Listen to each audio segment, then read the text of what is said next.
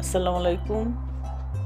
এটা হলো ঘি। আমার চ্যানেলে অবশ্য আছে, আমি আগেও ঘি বানিয়েছি, তবে আজকেরটা স্পেশাল কারণ এটা দানাদার। এই যে প্রত্যেকটা একটা দানা দানা মনে হচ্ছে, দেখে বোঝা যাচ্ছে এটা। আর এটা হাতে নিলেও বোঝা যায় একদম পুরো একটা দানা দানা। এত সুন্দর হয়েছে আর এত সুন্দর স্যান্ট এটার, কারণ এটা আমি আজকে অ্যানকার বাটার দিয়ে করছি, এই জন্য এত স্পেশাল।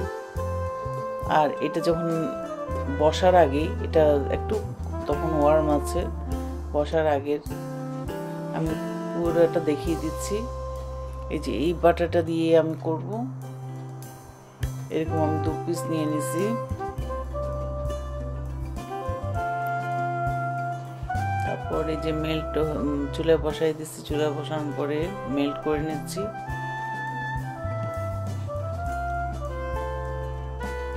এটা হতে হতে একদম নিচে যে ইয়েটা আছে ওটা পুড়ে যাবে।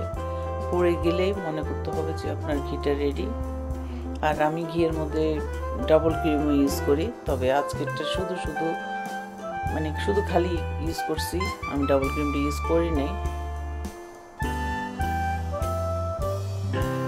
এখন এটাকে আমি ছেঁকে বাস বয়মে ঢুকাই নেব। এরপর যখন ঠান্ডা হবে তখন আমি আবার আপনাদেরকে একটু দেখিয়ে দিব কেমন দানাদার হয়েছে। আর দেখেন, এটা দিয়ে আমি পোলাও করছি, এত মজা হয়েছে পোলাওটা। পোলাও, রোস্ট আমি সব কিছুর মধ্যেই ইউজ করি এই দানাদার ঘিটা। এটা আলাদা একটা ফ্লেভার, আলাদা একটা মজা। অবশ্যই বাসায় বানিয়ে দেখবেন, আসলে অনেক ভালো হয়। আর আমি তো এমনি সারা বছরই ঘি লাগে, কেনাটাও ইউজ করি, তবে বাসায়ও বানাই। আমার কাছে কেনাটা থেকে বাসাটাই ভালো লাগে।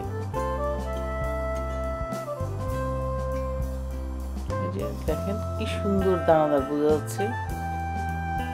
আজকে পর্যন্তই, নেক্সট ভিডিও দেখার আমন্ত্রণ রইল। আল্লাহ হাফেজ।